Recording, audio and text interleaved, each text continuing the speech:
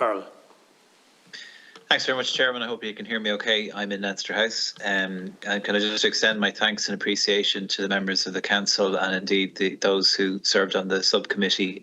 Your work is, as others have said, is really valuable. We wouldn't be here without you, and particularly given the constraints that you had in terms of time. It's really appreciated. Chair, I have three questions: energy systems, land use and transport, with a sort of an interrelated one on planning in terms of density questions for the committee, for the members, I should say. I listened carefully to your response to Deputy Bruton, Dr. Daly, in relation to how quickly people would accept change in terms of the broader questions that have been posed. But one of the biggest questions that I have in relation to our ability to reach our targets in terms of climate, our greenhouse gas emissions reductions, but also weaning ourselves off fossil fuels appropriately, is how achievable are some of the targets in relation to the energy sector, particularly when it comes to the geopolitics of the gas supplies to this country, our limited supplies, our limited domestic supplies, and indeed the broader question as to whether or not the wind energy sector is capable of ramping up to the level that we require, and whether we as a government, or indeed we as an Oireachtas, are doing enough to facilitate that, noting certain bills that are before the Houses at the minute. On land use, Dr. Hanrahan, you mentioned the sort of activity level changes that are required, but all I see, and you mentioned it in the context of forestry and afforestation and the problems that are there. I mean, it would occur to me that while we have made great strides in improving our afforestation levels in recent years, we seem to have just stopped in the last 3 or 4. And I'm just baffled. Perhaps it's a lack of information on my own part. I'm just baffled that we seem to be stuck in the mire in terms of afforestation.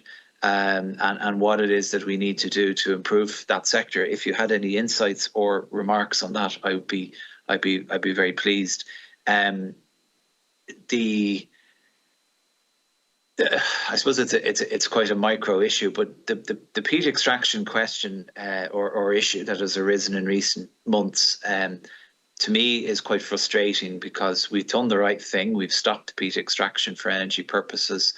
We are involved in a heavy use of, or heavy engagement in bog restoration, and yet we are importing peat for a sector, for certain sectors which don't require it, and for other sectors which absolutely do, and will not survive without it.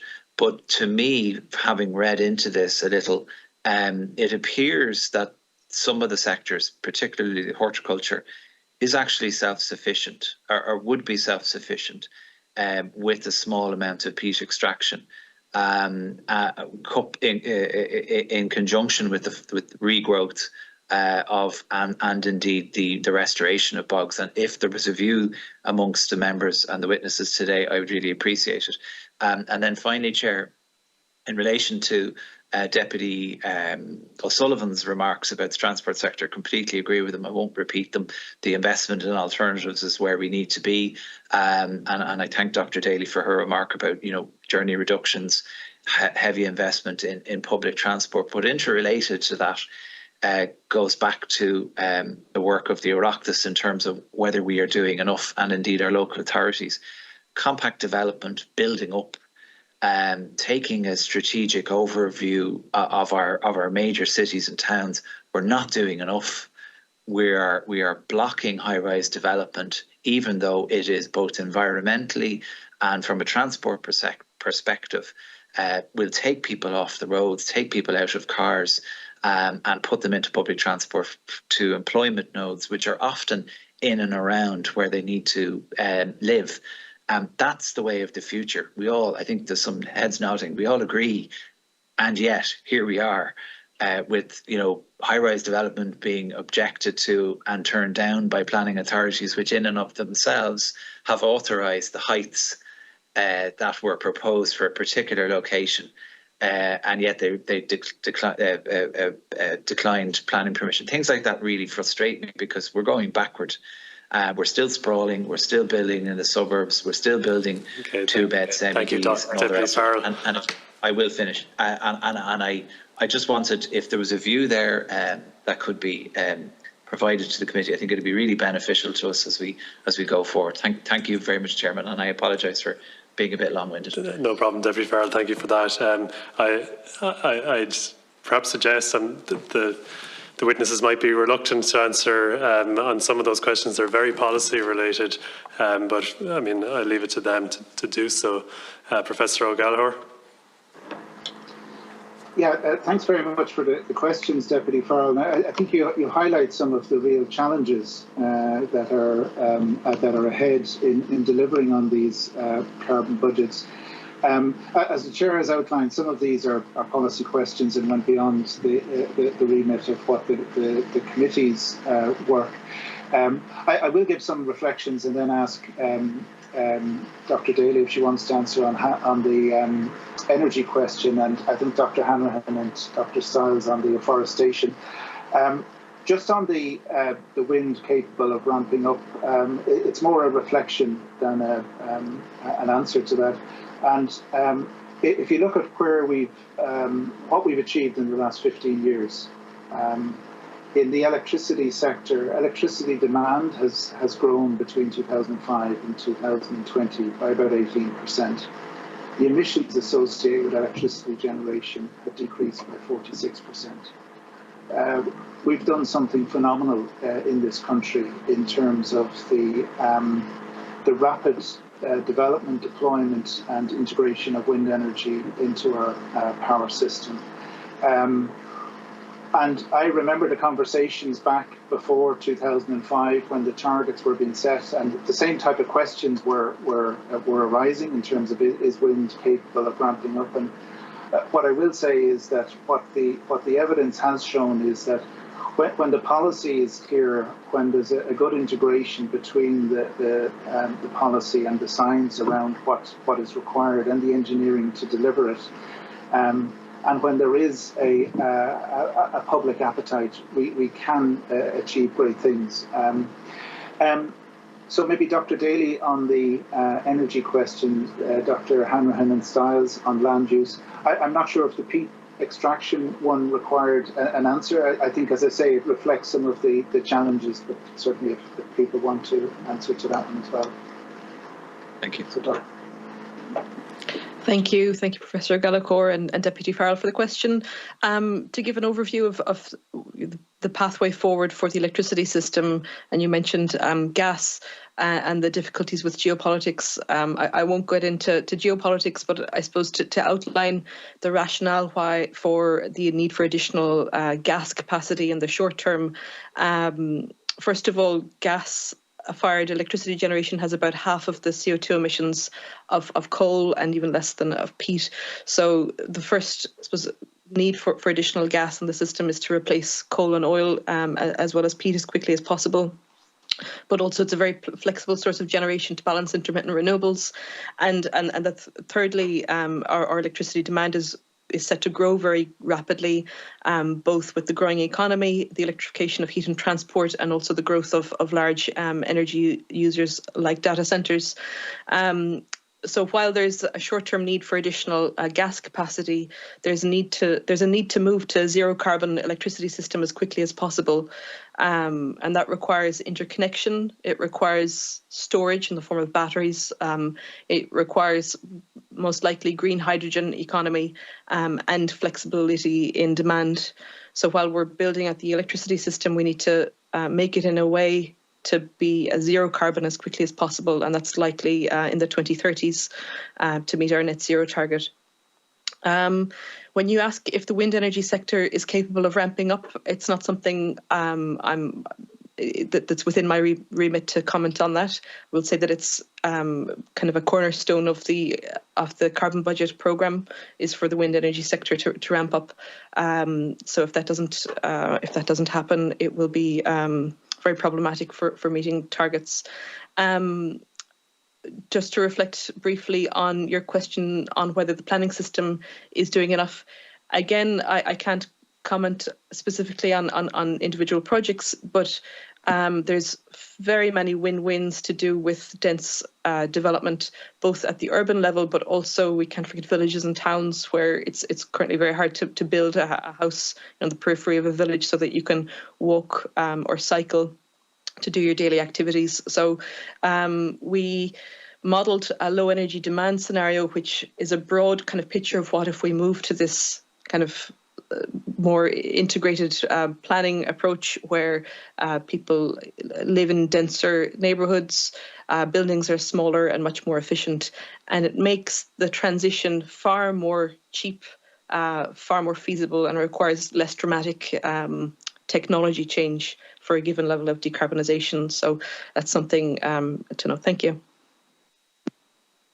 Thank you, Dr. Daly. And I think Dr. Hanrahan was going to come in there now.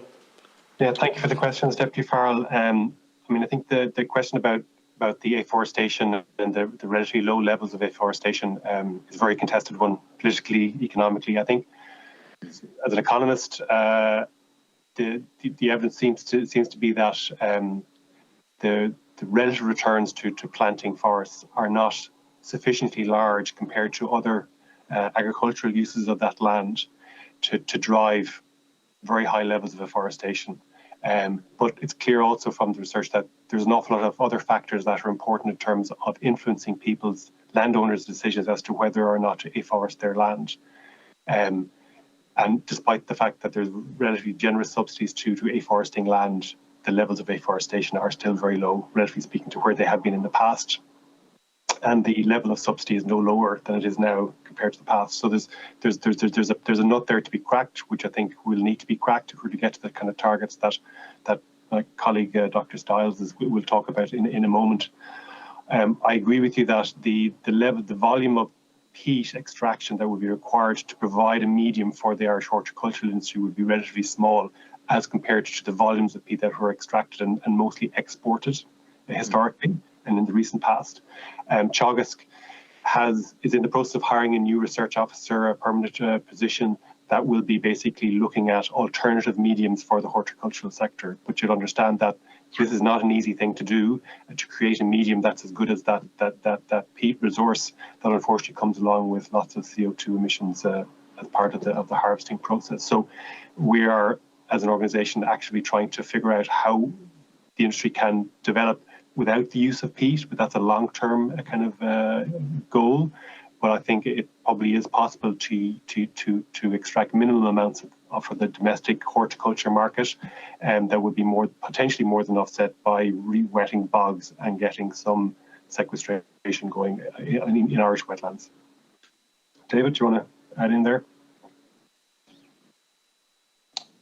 Yes, thanks very much, Kevin. So I think, the forestry issue is extremely challenging. I think Kevin's outlined some of the barriers. There's long-term land use change, farmers being reluctant to commit land into forest, which can never then be changed back, reverted back to other agricultural uses. It's a big commitment. Huge issues around licensing, from what I understand, and difficulties with the speed and amount of administration associated with obtaining a license, both to establish a forest and to cut the forest as well. So I think that those are very real barriers, and I think the economics, if the economics were stronger, maybe they could overcome some of those barriers. At the moment, they're not. But a lot of the work we've done, both in Ireland for the Carbon Budget Committee, but also some work from the UK, shows the future value, if you like. That if we're very forward-looking and we think about the value, we think about where we need to be in 30 years' time to be climate neutral, then we are going to need a lot of wood for various things. For buildings, for example, for those high-rise buildings, we could be using cross-laminated timber, glulam.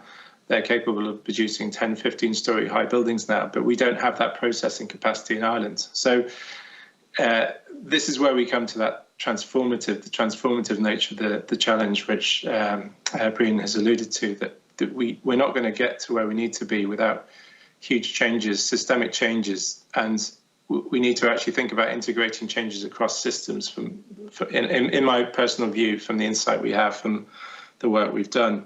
So I think this is also relevant for the energy sector, because a large amount of wood that's harvested, if we have commercial forestry, won't go into high value uses. Maybe 30, maybe maximum 40% will go into products which can be used in construction. We've got lots of offcuts and dust residues, etc., which can go into energy. So there's a possibility to provide some of that baseload energy in the future from wood via cascading value chains as well, the end of life. So in my view, the way to think about forestry is to think about how it contributes to the future economy, sustainable building, sustainable energy. We could be linking some of that wood energy with carbon capture in future to have a permanent negative emissions technology. That biogenic carbon doesn't need to get back to the atmosphere. If we lock it up in buildings for 50 years, we burn it, and then we capture the carbon again. It's an indefinite sink of CO2 in that sense. And I think those are the kind of transformations we really need if we're ever to achieve climate neutrality long term. And that's just, I suppose, a mix of insight we have from research that we've done and kind of personal opinion on some pathways that we might need to pursue to get to long-term net zero. And then perhaps a final point on that is that the carbon credit values, I don't think Professor John Fitzgerald is here today, but he's looked at some of the value of offsets in the future from forestry, and we could be talking about billions of euros per year in value of offsets once we start valuing carbon CO2 emissions at hundreds of euros per tonne of CO2, which is what's projected 10, 20 years into the future. So there's very real value there in terms of value of avoided emissions and offsetting, which could be realised. The difficulty is that's something we anticipate in the future, and the question is, how do we translate that into money in farmers' pockets now to actually change behaviour on the ground? And that's where the big fundamental challenge is, I think, at the moment. Thank you, Dr. Stiles. Thank